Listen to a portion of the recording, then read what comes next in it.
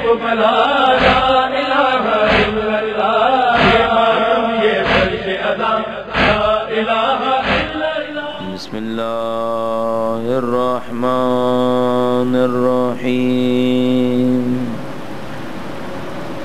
الحمد للہ رب العالمین، والصلاة والسلام على سید الانبیاء والمرسلین،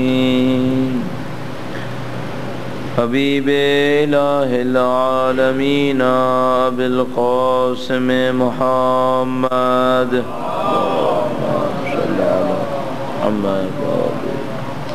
وعلى آلہ الطیبین الطاہرین،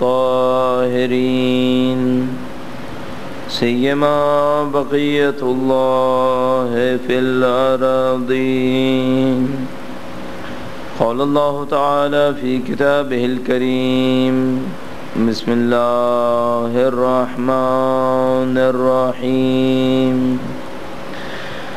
ام حسبت ان اصحاب الکہف والرقیم كانوا من آیاتنا عجبا۔ درود بھیجئے محمد و آل محمد۔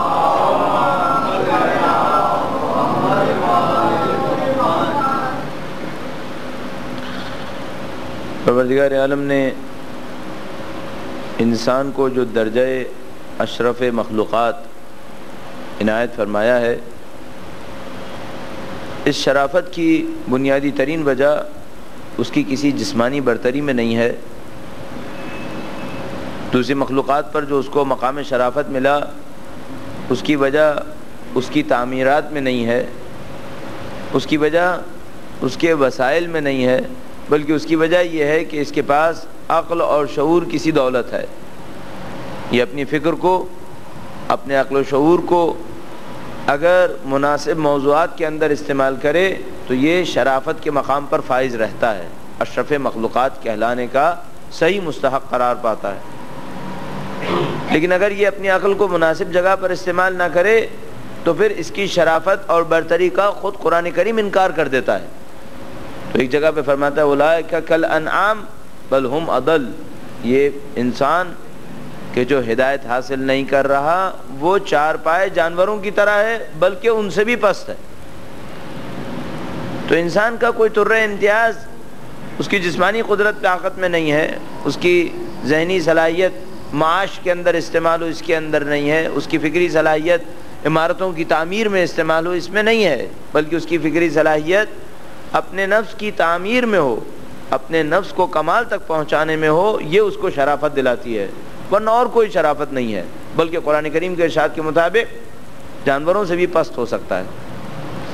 اب اگر اس عقل و شعور کو انسان استعمال کرتا ہے تو وہ کمال پر فائز ہوگا، اور اگر کمال پر فائز ہوا تو پھر سارے مقامات اس کے پاس ہیں، اور اگر نہ ہو تو پھر عبث ہے۔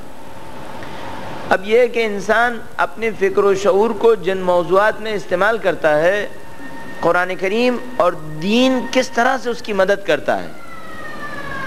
دین انسان کی فکری مشکلات کو حل کرنے کے لیے آیا ہے، تو فکری مشکلات میں دین کی مدد کس طرح سے ہوتی ہے، ایک خاص موضوع کا مختصر سا تاریخچہ آپ کی خدمت میں عرض کروں گا، اور دین کی اس میں مدد دیکھتے ہوئے اپنے موضوع پر منتقل ہو جائیں گے۔ درود بھیجیے گا محمد و آل محمد۔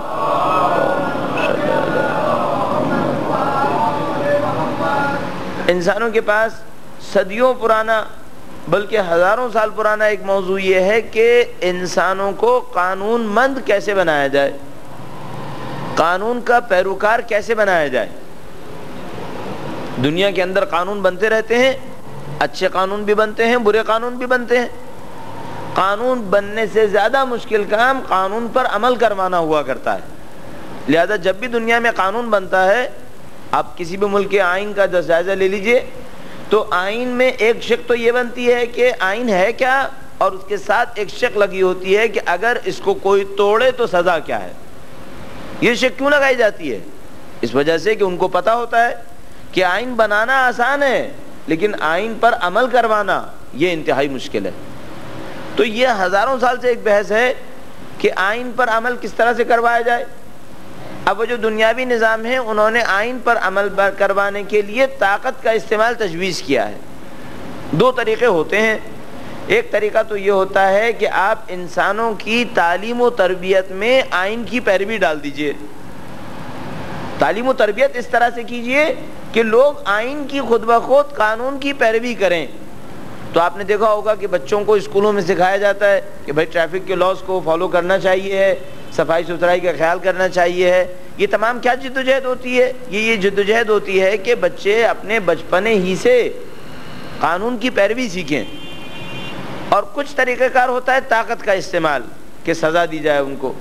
اسلام نے جو طریقہ کار استعمال کیا وہ یہ کہ ان کے دنیا کے دیکھنے کے طریقہ کار کو تبدیل کرو, تب یہ خود بخود صحیح قانون کی پیروی کریں گے. دنیا کو دیکھنے کا جو ان کا طریقہ ہے اگر اس کو تبدیل کر دیا تو جرم خود بخود ختم ہو جائے گا. اب دیکھیے طریقہ کار کیا ہوگا. اللہ تعالیٰ نے جو قانون دیا, جو نظام دیا, اس کے اندر فرمایا کہ یہ دنیا تو دنیا عمل ہے اور اس کے بعد جزا اور سزا کی دنیا ایک اور ہے. جو یہاں پر کرو گے کچھ کی سزا یہیں ملے گی اور بہت کچھ ایسا ہے جس کی سزا وہاں ملے گی.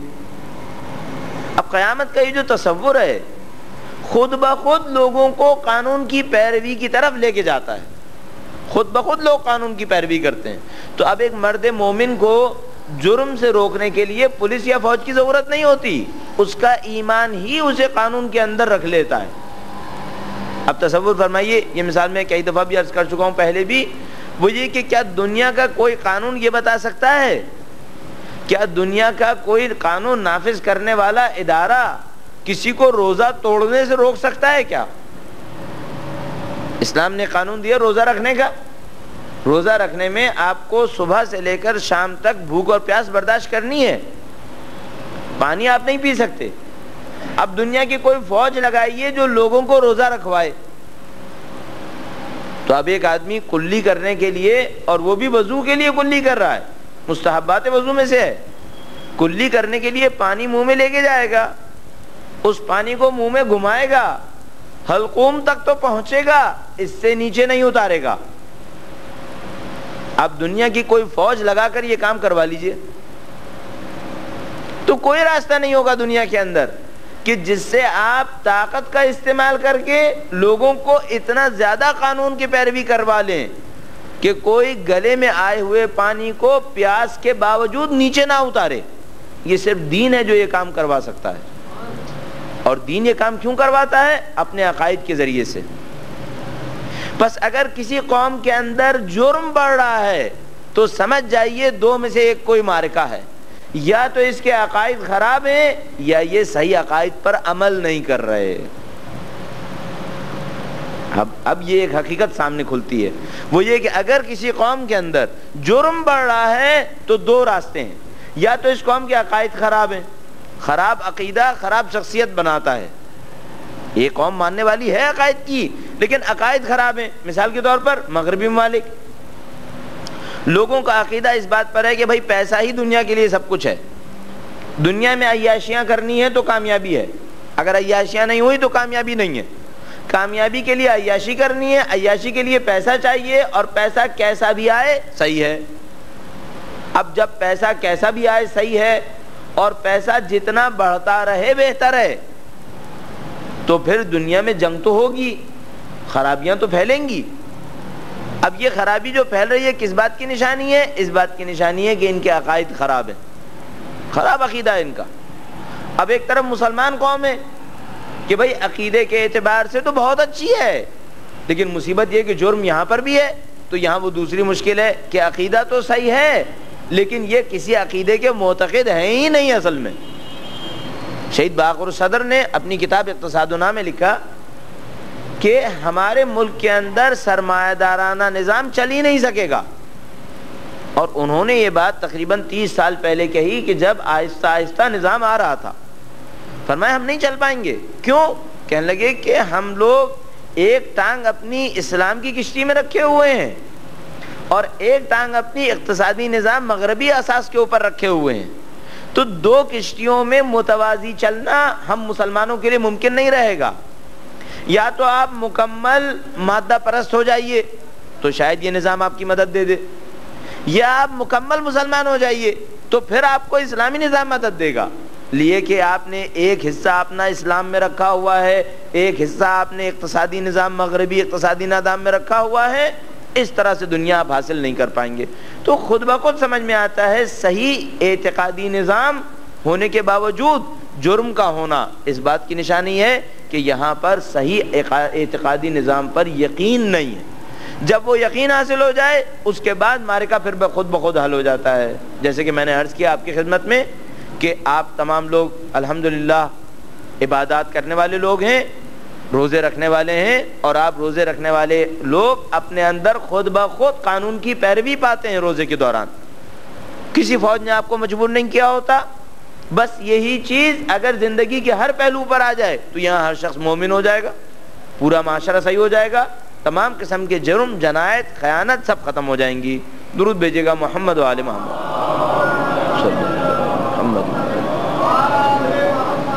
اب عقائد میں اساس عقائد توحید پر ہے، اور توحید انسان کی شخصیت کو براہ راست متاثر کرتا ہے۔ کس طریقے سے؟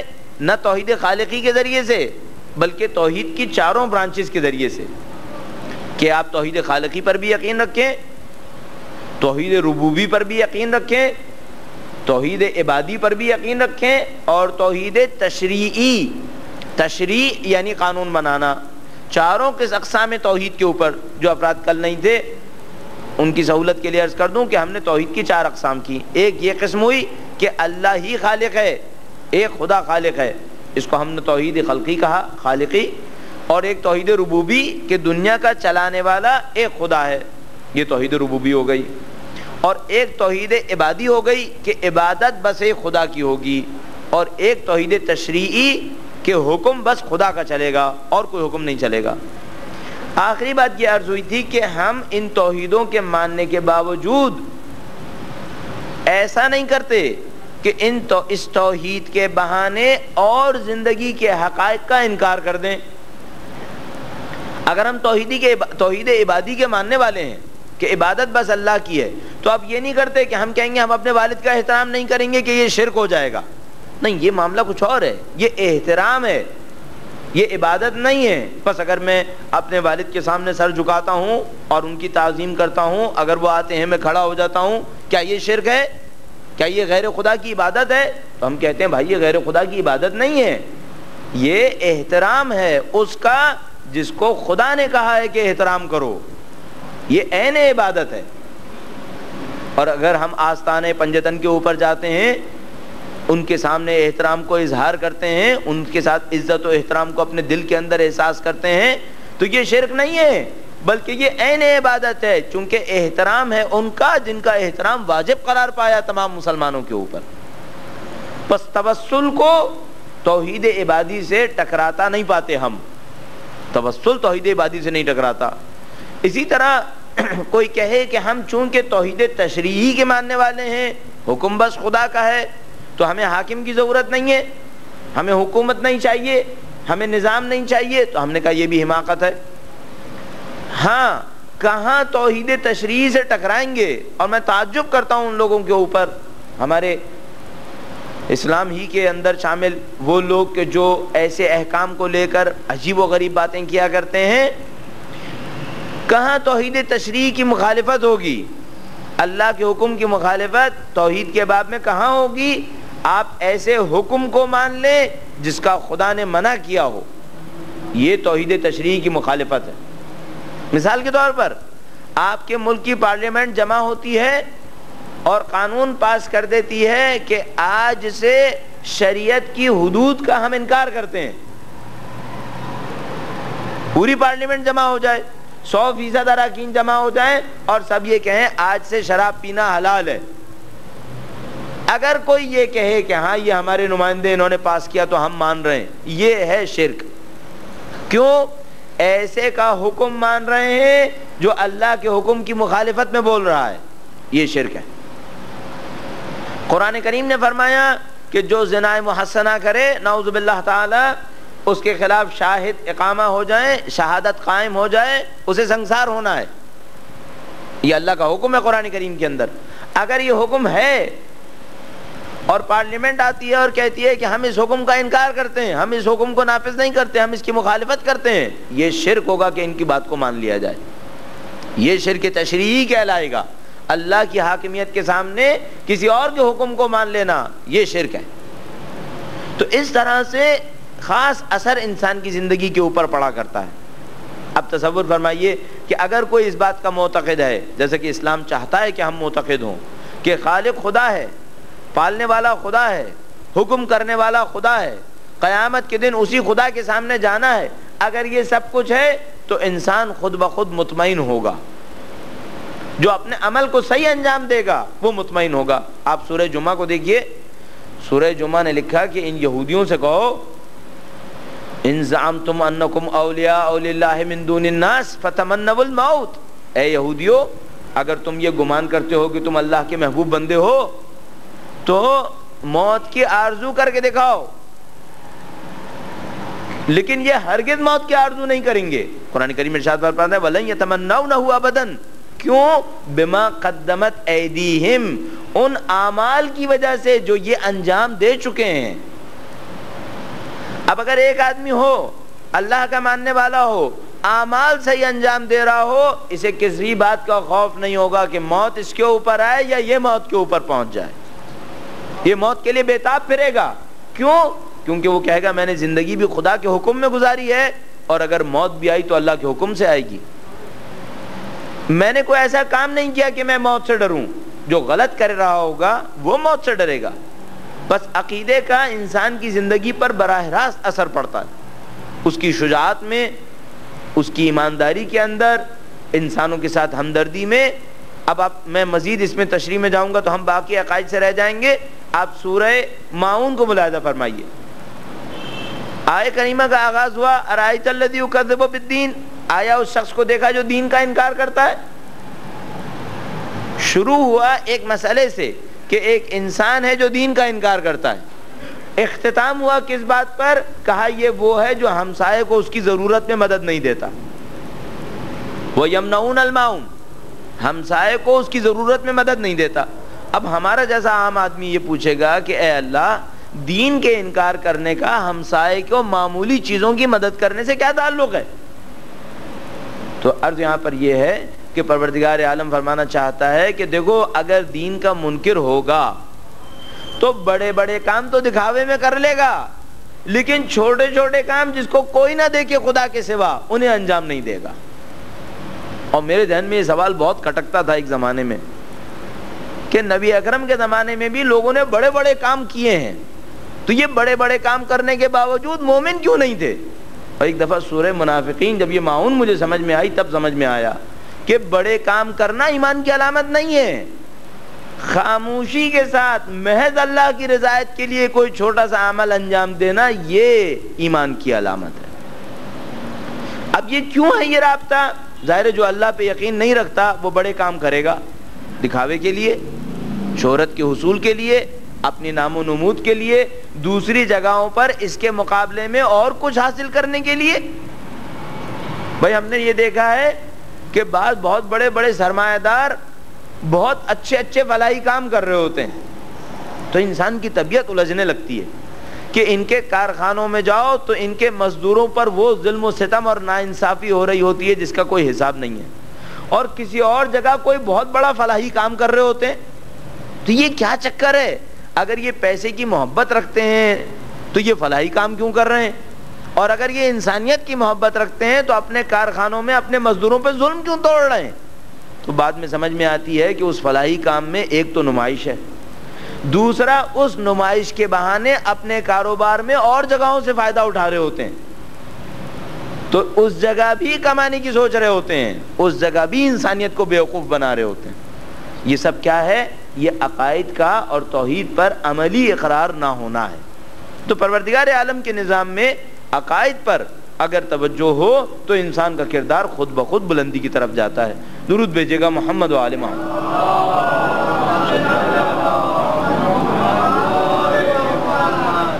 ہم توحید کی بحث سے آگے بڑھتے ہوئے عدل میں داخل ہونا چاہتے ہیں, لیکن سوال یہ ہے کہ کیا اتنی بحث توحید کے لیے کافی ہے؟ تو اگر میں ابھی آپ کو وہ عناوین گنوانا شروع کر دوں جو توحید کی بحث میں آنے چاہیے تھے لیکن وقت کی کمی کی وجہ سے، اور آپ یقین فرمائیے کہ جب میں نے پہلے دن یہ عرض کر دیا کہ ہم پانچوں عقائد کا جائزہ لیں گے تو گھر جا کر میں یہ سوچنے لگا کہ کاش میں پورا عشرہ توحید پہ ہی رکھ لیتا، تو اس مشکل سے بچ جاتے ہم کہ ہمیں بہت مختصر کہنا پڑے گا، لیکن پورے عقائد کا جائزہ لینے میں بہت فائدہ ہے۔ وہ یہ کہ ایک دفعہ ساری معلومات مختصراً پتہ تو چلے کہ بھائی جس چیز کے ماننے والے ہیں کیوں ماننے والے ہیں، بعد میں کسی اور موقع پر پورا ایک عشرہ توحید پہ رکھا جا سکتا ہے تاکہ توحید کے مختلف نکات جو ہیں وہ پیش کر دیے جائیں۔ فی الحال توحید کی بحث کو ہم یہیں پہ ختم کرتے ہوئے عدل الہی میں داخل ہوتے ہیں۔ درود بھیجے گا محمد و آل محمد۔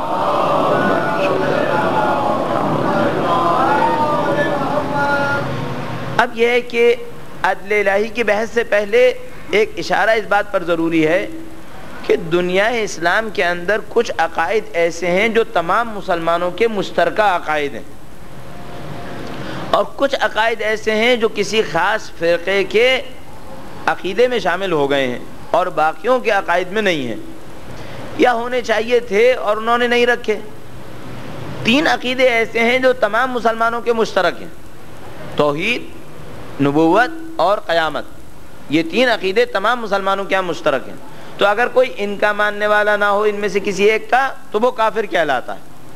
کہ اگر کوئی توحید کا انکار کر دے، نبوت کا انکار کر دے یا قیامت کا انکار کر دے تو کافر کہلائے گا۔ باقی 2 عقائد ایسے ہیں کہ جو بعض فرقوں میں ہیں بعض میں نہیں ہیں۔ عقیدہ امامت صرف شیعہ کے اندر ہے، غیر شیعہ کے اندر نہیں ہے۔ عقیدہ عدل تمام شیعہ کے اندر ہے، کچھ اہل سنت کے اندر ہے اور اکثر اہل سنت کے اندر نہیں ہے۔ اہل سنت میں عقیدے کے اعتبار سے 2 بڑی برانچز ہیں، ایک کو ہم اشاعرہ کہتے ہیں اور ایک کو ہم معتزلہ تعبیر کرتے ہیں۔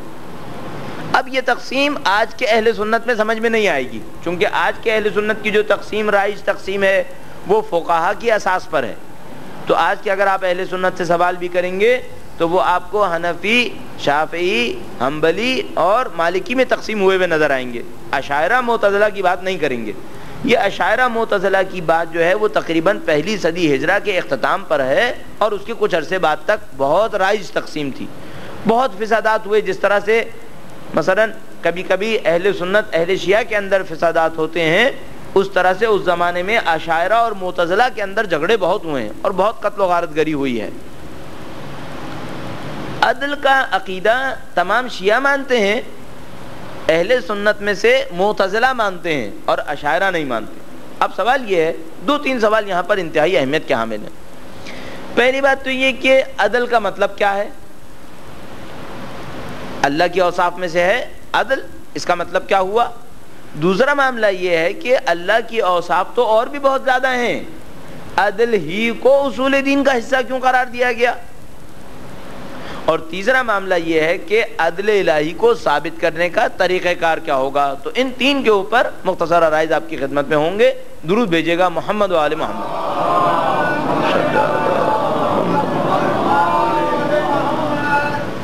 پہلی بات یہ ہے کہ عدل ہے کیا؟ تو کچھ عناوین اتنے واضح ہوتے ہیں کہ ان کی تعریف کرنا انتہائی دشوار ہو جاتا ہے۔ مثال کے طور پر منطق میں ایک مثال دیا کرتے ہیں، اس کو کبھی منطق نہیں کہیے گا۔ جب بھی یہاں پاکستان میں کسی کے منہ سے منطق سنتا ہوں تو میرے دل پہ ایک چھری چل جاتی ہے کہ بھائی ٹھیک ہے منطق نہیں آتی، اس کو منطق تو مت کہو۔ ایک بڑا عجیب لطیفہ ایسا ہوا کہ ایک دفعہ پاکستان سے کچھ افراد کا گروپ قم گیا، اس زمانے میں ہم قم ہی میں تھے، تو ان کے لیے کچھ تربیتی کیمپ لگایا گیا، تو اس میں مختلف عناوین کے اوپر دروس کا انعقاد کیا گیا۔ الحمدللہ میں نے وہاں منطق کا درس نہیں دیا تھا، وہ کسی اور نے دیا تھا۔ تو جب کیمپ ختم ہو گیا جس دن، تو وہاں تمام اسٹوڈنٹس کو جمع کیا گیا۔ اسٹوڈنٹس کے ریپریزنٹیٹیو نے شکریہ ادا کرنے کے لیے اساتذہ کی خدمت میں یہ کہا کہ آپ نے ہمیں بہت اچھے اچھے دروس دیے، آپ نے عقائد کے اوپر پڑھایا، اخلاق پر پڑھایا اور منطق بھی پڑھایا۔ تو بڑا افسوس ہوا کہ بھائی جو پڑھایا پتہ نہیں کیا پڑھایا، بہرحال منطق ختم نہیں ہو پایا۔ تو صاحب یہ منطق نہیں ہے، یہ منطق ہے۔ تو عدل منطق میں ایک مثال دی جاتی ہے ایسے امور کے لیے جن کی تعریف ہونا بہت مشکل ہے. تو کہتے ہیں کوئی تعریف کرے گا کہ دن کیا ہے, دن ڈے, تو اب آپ کیا تعریف کریں گے؟ آپ کہیں گے کہ وہ وقت ہے جب سورج نکلا کرتا ہے. اب آپ سے کوئی پوچھے گا بھائی سورج کیا ہوتا ہے, نکلنے کا مطلب کیا ہوا کرتا ہے, تو خود بخود ایک سلسلہ شروع ہو جائے گا, اور بجائے یہ کہ معاملہ واضح ہو معاملہ اور پیچیدہ ہوتا چلا جائے گا. مثلا آپ سورج کی ڈیفینیشن کریں گے کہ کائنات کی لاکھوں ملکی ویز میں جو گیلیکسیز ہیں اس میں ایک خاص گیلیکسی کے خاص سولر سسٹم کا مرکزی سیارہ, تو معاملہ بہت خراب ہو گیا. ہم دن پوچھ رہے تھے, یہاں بات ملکی ویز اور گیلیکسیز اور سولر سسٹم تک پہنچ گئی. تو یہ کچھ چیزیں ایسی ہوتی ہیں تعریف بہت واضح ہوتی ہے لیکن بولی نہیں جا سکتی. اب عدل کیا ہے, معاملہ بڑا دشوار ہے کہ عدل کے لیے کیا کہا جائے. مثلا کیا کوئی کہہ سکتا ہے عدل یعنی مساوات؟ ہمیشہ ذہن میں رکھیے گا مساوات نعرہ ہی غلط ہے, مساوات نعرہ ہی غلط ہے. یہ مجھے نہیں معلوم کس نے لگایا یہ نعرہ. اسلام میں مساوات نہیں ہے, عدل ہے. مساوات کیا ہوتا ہے؟ سب کو برابر دینا. آیا کہیں مساوات مانیں گے آپ خود؟ آپ کا بچہ ایک کلاس میں پڑھ رہا ہے, میں اس کا ٹیچر ہوں اور آپ کا بچہ بہت اچھا ہے. اب آپ کہیے میں مساوات کروں کہ سب کو برابر کے نمبر دے دوں؟ کبھی بھی نہیں مانیں گے آپ. آپ قیامت کے دن مساوات چاہیں گے کبھی؟ آپ نے اچھے اعمال کیوں, کسی نے برے کیوں, خدا سب کے ساتھ برابر کا مساوی رویہ کرے, کبھی بھی نہیں چاہیں گے آپ. بہت کم جگہیں ہیں جہاں مساوات چاہتے ہیں. مساوات ہم کہاں چاہتے ہیں؟ اپرچونٹیز میں مساوات چاہتے ہیں. تمام بچوں کو مساوی امکان دیا جائے اسکولنگ کا. ایسا نہ ہو ایک بچے کا اسکول تو اتنا اچھا ہے, اس کی فیکلٹی بہت اچھی ہے, گراؤنڈ سب کچھ ہے, اور دوسرا بچہ ایسا ہے کہ جس کے اسکول کے چاروں طرف جوہر کا پانی جمع ہوا ہے, بیچارہ بلاکس میں پاؤں رکھ رکھ کے اسکول میں پہنچتا ہے.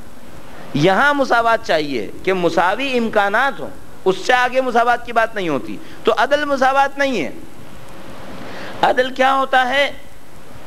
اب وہاں پر امام کلام سے ہم پوچھتے ہیں کہ امیر المومنین نے اتنے مشکل معاملے کو انتہائی سادگی سے حل فرمایا.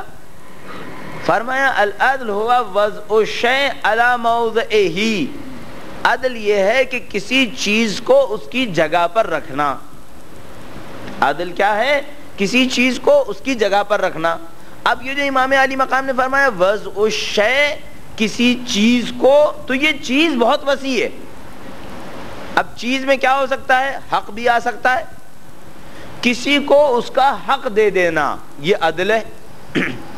کسی مجرم کو اس کے جرم کے حساب سے سزا دینا یہ عدل ہے. کسی مظلوم کو اس کے اوپر ہونے والے ظلم کی خسارت دینا یہ عدل ہے.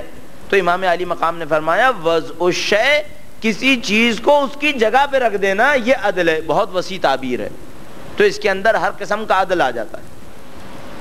یہ عدل کے مختصر سے معنی ہوئے.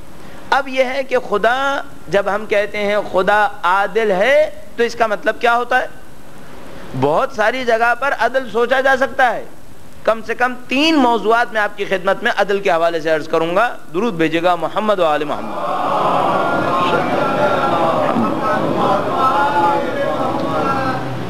سب سے پہلے عدل دیکھنا ہوگا خلقت کے اندر. خلقت میں خدا عادل ہے. کیا مطلب خلقت میں خدا عادل ہے؟ کسی مخلوق کو غیر متوازن خلق نہیں کیا, ہر مخلوق کو عادلانہ خلق کیا ہے. عادلانہ خلق کیا کیا مطلب؟ ہر ایک کو اس کی ذمہ داریوں کے اعتبار سے وسائل فراہم کر دیے. خلقت کے مرحلے میں زندہ رہنے کے لیے جو کچھ درکار تھا وہ خلقت کے مرحلے میں عطا کر دیا. کمال تک پہنچنے کے لیے جو کچھ درکار تھا وہ خلقت کے مرحلے میں عطا ہو گیا. مثال کے طور پر انسان کو اشرف مخلوقات فرمایا, بہت ساری ذمہ داریاں دی انسان کو. فرمایا اتنی وسیع اس کو امانتیں دیں کہ پہاڑ اور زمین نے لینے سے انکار کر دیا لیکن انسان نے لے لیا. اب جب اتنی وسیع ذمہ داریاں دے دی تو ظلم یہ ہوتا کہ اس کو وسائل نہ دیتا, لیکن اس نے عدل کیا.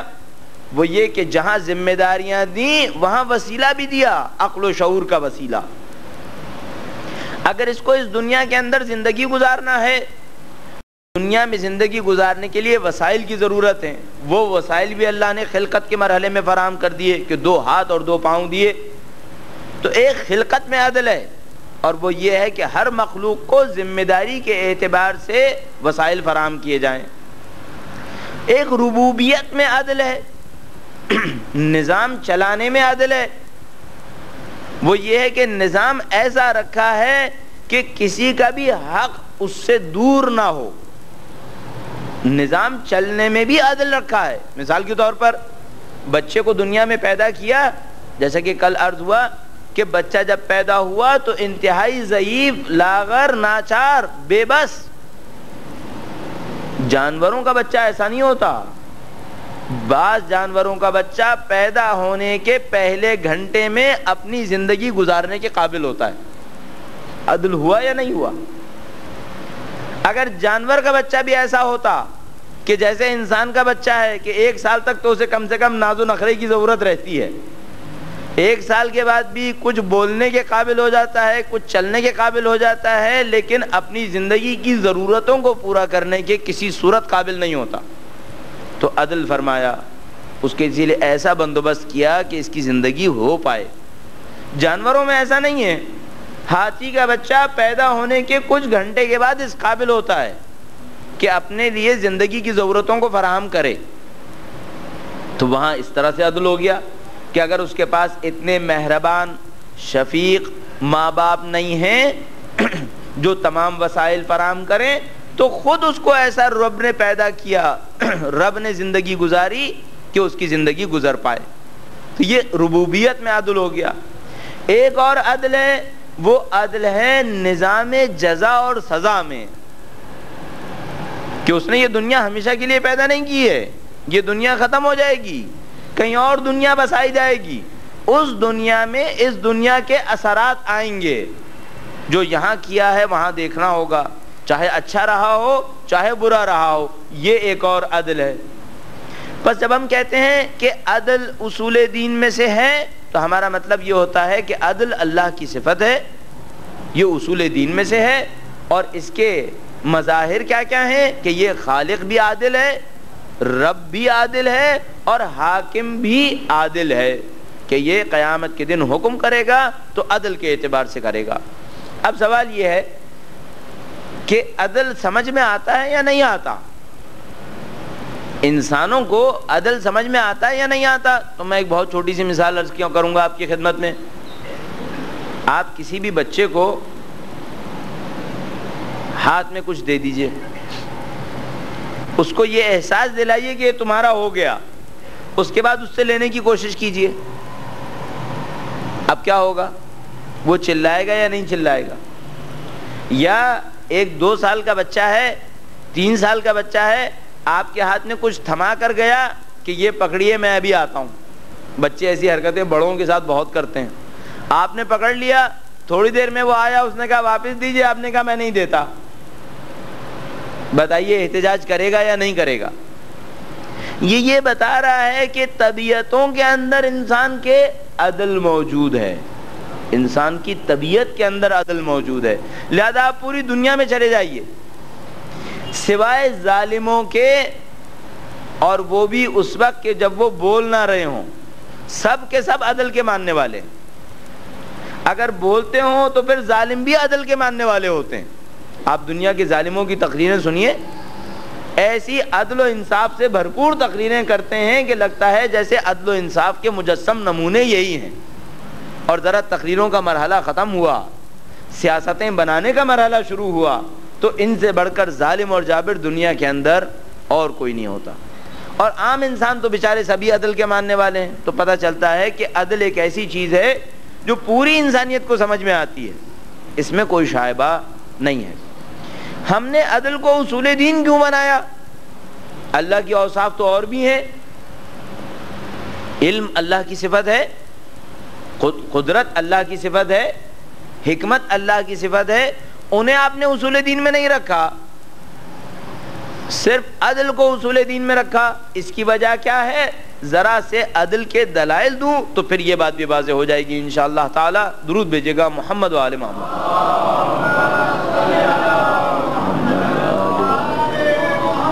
اب آپ اسی طرح ساتھ دیتے رہیے۔ تو ایک بات بس دلائل میں سے اور عرض کر کے آج کی زحمت ختم، وہ یہ کہ اللہ عادل ہے۔ کیا دلیل ہے اس بات پر؟ کیا دلیل ہے اس بات پر کہ اللہ عادل ہے؟ ہم نے کہا اللہ کی صفت ہے کہ وہ عدل کرے گا، خلقت میں بھی، خلقت میں، ربوبیت میں، جزا و سزا میں۔ کیا دلیل ہے اس بات پر؟ تو ہم یہ کہیں گے کہ ذرا یہ سوچو کہ کوئی ظلم کیوں کرتا ہے؟ اس بات کو سوچئے کہ کوئی ظلم کیوں کرتا ہے۔ اگر یہ اندازہ ہو جائے کہ کوئی ظلم کیوں کرتا ہے تو ہم وہ دیکھ لیں گے وہ کیوں اللہ میں ہے یا نہیں ہے۔ اگر وہ کیوں اللہ میں ہوا تو اس کا مطلب ہے وہ بھی ظلم کرے گا نعوذ باللہ تعالی، اور اگر وہ کیوں اللہ میں نہیں ہوا اس کا مطلب ہے یہ کبھی ظلم نہیں کرے گا۔ بات سمجھ میں آ رہی؟ ہم نے کہا بھائی ثابت کیجئے اللہ عادل ہے، تو جواب یہ ملا کہ دیکھیے کوئی ظلم کیوں کرتا ہے، اگر وہ کیوں اللہ میں ہے تو وہ ظلم کرے گا نعوذ باللہ، اور اگر وہ کیوں اللہ میں نہیں ہے تو ظلم نہیں کرے گا۔ کوئی ظلم کیوں کرتا ہے ابھی دیکھے دیکھتے ہیں، انسانوں میں دیکھ لیجئے، یہ دنیا کے ظالم ظلم کرتے ہیں، عام انسان بھی ظلم کرتا ہے۔ مثال کے طور پر آپ گھر میں داخل ہوئے، میں ایسی مثال دینے کی کوشش کر رہا ہوتا ہوں معمولاً، بعض اوقات میری مثال بھی ایسی ہوتی ہے جو مریخ پہ جا کے سمجھ میں آتی ہے، لیکن معمولاً کوشش کرتا ہوں کہ عام زندگی ہی میں سمجھ میں آ جائے۔ آپ گھر میں داخل ہوئے، دو بچے لڑ رہے ہیں، ایک نے کہا اس نے یہ کیا، اس نے وہ کیا۔ اب آپ نے اپنی فہم و شعور کے مطابق فیصلہ صادر کر دیا اور ایک کو سزا دے دی۔ بعد میں پتہ چلا کہ آپ کو دھوکا ہوا ہے، جس بیچارے کو آپ نے سزا دی ہے اس نے کوئی غلطی نہیں کی تھی۔ یہ آپ نے ظلم کر دیا نا۔ کیوں ظلم کیا؟ ایک وجہ ہے، کیا؟ جہالت، نہ جاننا۔ جب کوئی نہیں جانتا تو ظلم کرتا ہے، انجانے میں ظلم ہو یا نہ جاننے کی وجہ سے ظلم ہو، یہ ظلم ہوتا ہے جہالت کی وجہ سے۔ ایک وجہ سمجھ میں آ گئی۔ اب فوراً دیکھیے، آیا جہالت نعوذ باللہ تعالی خداوند متعال میں ہے؟ تو ہم جانتے ہیں کہ وہ جو خالق متعال ہے وہ، اب قرآن کی ایک تعبیر کا سہارا لے لیتے ہیں، یعلم خائنۃ الاعین وما تخفی الصدور، دلوں کی خیانت، آنکھوں کی خیانت اور دلوں کے اسرار سے بھی واقف ہے۔ آنکھوں کی خیانت جس کو کوئی نہیں سمجھ پائے گا کہ میں آپ کی طرف دیکھتے ہوئے کہاں دیکھ رہا ہوں، اللہ اس کو بھی جانتا ہے، دلوں کے چھپے ہوئے اسرار بھی جانتا ہے۔ وہ ظلم کیوں کرے گا؟ اس سے کوئی چیز چھپی ہوئی نہیں ہے کہ وہ ظلم کرے۔ ایک معاملہ ہو گیا۔ اور ظلم کیوں ہوتا ہے؟ اور ظلم اس وجہ سے ہوتا ہے، آپ ایک جگہ پہ تشریف فرما ہوئے، آپ نے ایک انسان کو سخت ضرورت میں دیکھا، انتہائی محتاجگی کے عالم میں دیکھا، اس نے آپ سے کچھ مانگا اور آپ نہ دے سکے، آپ نے نہیں دیا، یہ ظلم ہوا۔ کیوں ظلم ہوا؟ آپ خود مجبور تھے، دے ہی نہیں سکتے تھے، جو مانگ رہا تھا وہ نہیں ہے آپ کے پاس تو آپ نہیں دے سکے۔ جب نہیں دے سکے آپ نے ظلم تو کر دیا، لیکن یہ ظلم کیوں ہوا؟ بے بسی کی وجہ سے، طاقت نہ ہونے کی وجہ سے، توانائی نہ ہونے کی وجہ سے۔ اور وہ جو قادر متعال ہے اس کے اندر کوئی قدرت کی کمی نہیں ہے، اس کے اندر کوئی بے بسی نہیں ہے، اس کے اندر کوئی لاچاری نہیں ہے۔ جب بے بسی، لاچاری اور عدم توانائی اس کے اندر نہیں ہے، ہر چیز کی قدرت رکھتا ہے، تو وہ ظلم کیوں کرے گا؟ بس ظلم کا ایک سبب ہوتا ہے جہالت جو خدا میں نہیں ہے، ظلم کا دوسرا سبب ہو گیا بے بسی، طاقت کا نہ ہونا، اور خدا قادر متعال ہے وہ ظلم نہیں کرے گا۔ ایک اور دفعہ بھی ہوتا ہے، اور وہ کیا ہے؟ آپ نے دیکھا کہ ایک انسان دوسرے انسان پہ ظلم کر رہا ہے، آپ کا فریضہ یہ ہے کہ مظلوم کا ساتھ دیں، آپ نے مظلوم کا ساتھ نہیں دیا، اور اس مظلوم کے حق میں آپ بھی ظالم بن گئے۔ کیوں ظالم بنے؟ خوف کی وجہ سے۔ خوف تھا آپ کو کہ اگر میں نے اس مظلوم کا ساتھ دیا تو وہ جو ظالم ہے اس کا ظلم میرے اوپر بھی ٹوٹے گا، اپنی جان کے خوف سے، اپنی مال کے خوف سے آپ نے خود ایک ظلم کر دیا. یہ ظلم کی تیسری علت قرار پائی. بس یا جہالت کی وجہ سے ظلم ہے، یا بے بسی کی وجہ سے ظلم ہے، یا خوف کی وجہ سے ظلم ہے. اور خدا نے متعال کو کسی چیز کا کیا خوف اور کسی چیز کا کیوں خوف ہو جبکہ وہ قادر متعال ہے؟ اس کو کسی چیز کا خوف نہیں ہے. اور بھی وجوہات ہو سکتی ہیں. ایک فقیر آپ سے مانگنے آیا، چوراہے کا فقیر نہیں تھا، مستحق تھا کہ آپ اسے دیتے. آپ جان گئے کہ اب جاہل نہیں ہے، آپ کی جیب میں ہے کہ آپ بے بس بھی نہیں ہیں، کسی کا خوف بھی نہیں ہے، کوئی نہیں مار رہا آپ کو، اب آپ کو نکال دوں کسی کو. لیکن طبیعت کی کنجوسی کی وجہ سے نہیں دیا، ظلم کر دیا. کیوں ظلم کیا؟ طبیعت میں ظلم ہے، کنجوسی ہے. اور خدا نے متعال کی طبیعت صرف کمالات پر مشتمل ہے، اس کے اندر کسی قسم کی کسی نجاست، کسی قسم کی کسی پستی کا کوئی شائبہ نہیں ہے. جب ایسا ہے تو خدا میں ظلم کا کوئی عنصر نہیں ہے. جب خدا میں عنصر نہیں ہے تو اس کا مطلب ہے کبھی ظلم نہیں کرے گا، ہمیشہ عدل اور انصاف سے پیش آئے گا. درود بھیجے گا محمد و آل محمد.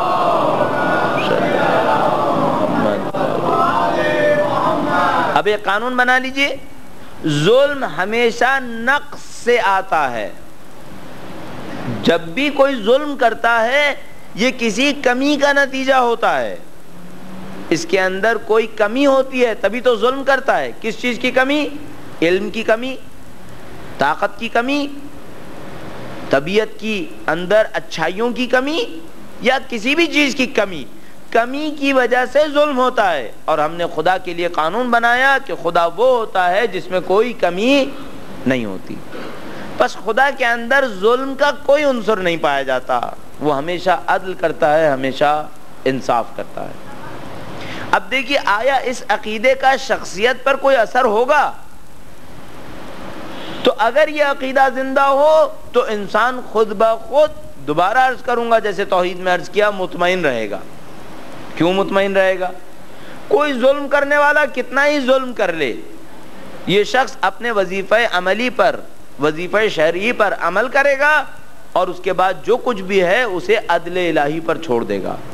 کہے گا اگر یہ ظالم ظلم کر رہا ہے، جو میرا وظیفہ شرعی تھا میں نے انجام دے دیا، اب باقی جو کچھ ہے وہ اللہ کے عدل کے ہاتھ میں ہے اور وہ اپنے عدل سے اس سے حساب لے گا. وہ عادل ہے، وہ میرے کسی اچھے عمل کو ضائع نہیں ہونے دے گا اور اس ظالم کے کسی ظلم کو چھپا کے نہیں رکھے گا. وہ ظلم کا جواب سزا سے دے گا. اور یہی وہ عدل پر مضبوط یقین تھا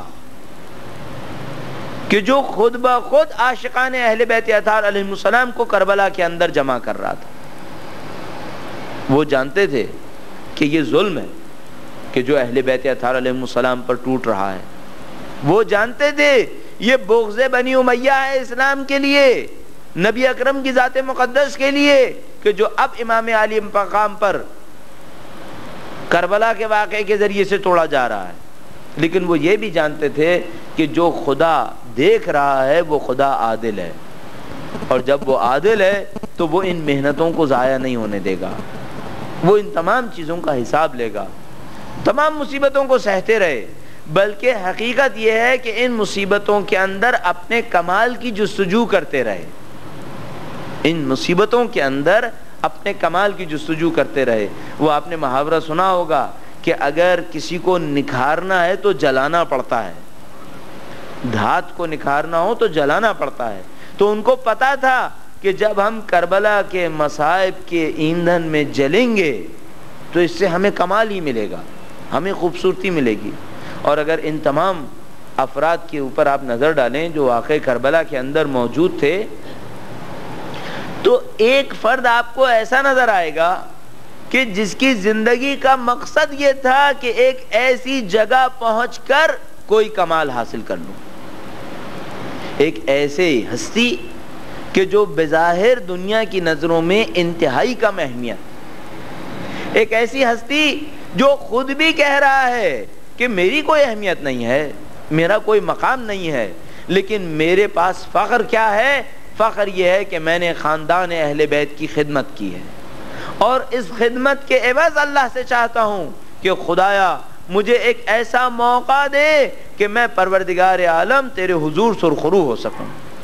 لہذا تمام ان افراد کے اندر حضرت جون کا ایک خاص مقام دیکھیں گے آپ. ایک غلام, حبشی غلام, اور غلاموں کا اس زمانے میں رواج یہ تھا کہ وہ مالکوں کا ساتھ دیا کرتے تھے آسانیوں تک, آسانیوں میں ساتھ دیتے تھے, مشکلات میں مالک یا انہیں خود چھوڑ دیا کرتے تھے یا وہ چھوڑ کے چلے جاتے تھے. لیکن یہ عجیب دنیا ہے کربلا, عجیب موقع ہے کربلا کہ امام علی مقام روز عاشور طلب فرماتے ہیں. کہتے ہیں اے جون, اور شب عاشور تمام اصحاب کو کہا کہ دیکھو ان کو تمہارا خون نہیں بہانا, انہیں میرا خون بہانا ہے, انہیں صرف میرا خون بہانا ہے, انہیں تم سے کوئی سروکار نہیں ہے, تم میں سے جو جانا چاہے چلا جائے, یہ تمہیں جان چھوڑ دیں گے. تو حضرت جون کو بھی بلایا اور طلب کیا اور کہا کہ اے جون, تم نے ہماری بہت خدمت کی ہے, تم نے برسوں ہماری خدمت کی ہے, اور میں باقی عرض کروں گا کہ تم نے جان سے زیادہ ہماری خدمت کی, بے غرض خدمت کی, اور اس خدمت کے بعد اب تمہارے اوپر ہمارا کوئی حق نہیں ہے. اور خاص کر یہ دیکھتے ہوئے کہ میدان کربلا کا میدان ہے جہاں صرف جان کا نذرانہ قبول ہوا کرتا ہے, تو اب اس سے زیادہ خدمت کی کوئی گنجائش نہیں ہے. تمہاری خدمتیں ختم ہوئی, تم جانا چاہو تو کربلا سے چلے جاؤ, اور یہاں سے جانا تمہارے لیے آسان ہے. حضرت جون نے وہ سماعت فرمایا, وہ سن لیا, اور اس کے بعد عجیب جملات کہے جو جون جیسا وفادار ہی ادا کر پائے گا. فرمایا اے مولا, اتنے سال میں نے آپ کا نمک کھایا ہے, کیا اس موقع پر جب آپ تنگی میں ہیں, جب آپ سختی میں ہیں, کیا میں آپ کو چھوڑ کر چلا جاؤں؟ جون نے یہ پہلا جملہ دنیا کے غلاموں کی طرح کہا, لیکن دنیا کے آزاد غلاموں کی طرح, اور جو دوسرا جملہ کہا وہ عاشقان اہل بیت کی طرح کہا. بس پہلا جملہ آزاد غلام کی طرح کہا, دوسرا عشق اہل بیت میں کہا. جو دوسرا جملہ کہا وہ یہ کہا کہ مولا جانا کیسا ہے, میں تو ساری زندگی آپ کے خاندان کی خدمت کر کے اللہ سے کہتا تھا کہ اے خدا اس خاندان کی خدمت کر رہا ہوں, مجھے ایک ایسا موقع دے دے جہاں میں اپنے آپ کو کمال پر لے جاؤں. اے پروردگار, تیرے نبی کے نواسے کا در ہے, مجھ خادم کو یہاں سے خالی ہاتھ نہ جانے دیجیو, مجھے کوئی موقع دے. اور اے مولا مجھے تو یوں لگتا ہے کہ وہ موقع آ گیا ہے, میں آپ کا ساتھ دوں گا, آپ کی ہمراہی میں شہید ہو جاؤں گا, میری تمام آرزویں پوری ہو جائیں گی. فرمائے تمہاری آرزویں کیا ہیں جون؟ کہا مولا میرا جسم سیاہ ہے, میں آرزو کرتا تھا پروردگار قیامت کے دن سفید اٹھائیو, پروردگار میرے خون میں سے بدبو آتی ہے, قیامت کے دن میرے جسم کو خوشبودار کر دے, اس میں سے خوشبو پھوٹے. اے مولا اب موقع آ گیا ہے, اس حقیر کو اجازت دیجئے کہ یہ خون آپ کے خون سے مل جائے, یہ جسد آپ کے جسد سے لگ جائے, پھر سب کچھ ختم ہو جائے گا, پھر میری تمام آرزویں پوری ہو جائیں گی. مولا نے کہا جون اگر یہ طلب ہے تو ضرور جاؤ. اب جون میدان میں تشریف لے گئے اور فرمایا کہ اے لوگو اب سیاہ غلام کی جنگ دیکھو, اے لوگو اہل بیت کی حمایت میں غلام کا لڑنا دیکھو. اس کے بعد زمین پر گرے. زہر سعادت جون کے لیے جب اس جگہ پر پہنچتا ہوں تو سوچتا ہوں کتنے خوش نصیب ہے وہ لوگ کہ امام علی مقام نے جب دیکھا کہ جون زمین پر گرے, اصحاب دوڑے کہ جون کو دھامے. امام علی مقام نے فرمایا نہیں رک جاؤ, جس طرح میں نے علی اکبر کو اٹھایا تھا, جس طرح میں اصحاب کو اٹھاتا ہوں, اسی طرح جون کو اٹھاؤں گا. اے عدل کے ماننے والے امام, اے انسانوں سے محبت محبت کرنے والے امام آپ کو ہمارا سلام۔ انسانیت کی عظمت کے حافظ امام علی مقام تشریف لے گئے، جون کا سر اپنے زانو مقدس کے اندر رکھا، اپنے زانو پہ سر رکھا، جون کے چہرے سے خاک اور خون کو صاف کیا۔ بس اس آخری لحظے میں جون کی آنکھیں کھلی، اپنا سر جو مولا کے زانو پر دیکھا تو مسکرا اٹھے۔ امام علی مقام نے ان کو بس اس پر اکتفا نہ کیا، جب شہید ہو گئے تو امام علی مقام نے خود ہاتھ اٹھائے اور خدا سے دعا کی کہ اے خدا تو جون کے جسم کو نورانی کر دے، اے پاک پروردگار تو جون کے جسم میں خوشبو ڈال دے۔ اب روایات ہیں کہ بنی اسد جب اجساد کو دفنانے کے لیے آئے تو ایک جسد تک پہنچے، کہتے تھے مشک و عنبر سے زیادہ خوشبو جسد سے آ رہی تھی۔ امام کو کہا اے امام یہ جسد کس کا ہے؟ فرمایا یہ ہمارے غلام جون کا ہے، والد کی دعا کے نتیجے میں خوشبودار ہو گیا ہے۔ وَسَيَعْلَمُ الَّذِينَ ظَلَمُوا أَيَّ مُنْقَلِبٍ يَنْقَلِبُونَ۔ اے پاک پروردگار بحق محمد و آل محمد اس قلیل سی عبادت کو قبول فرما۔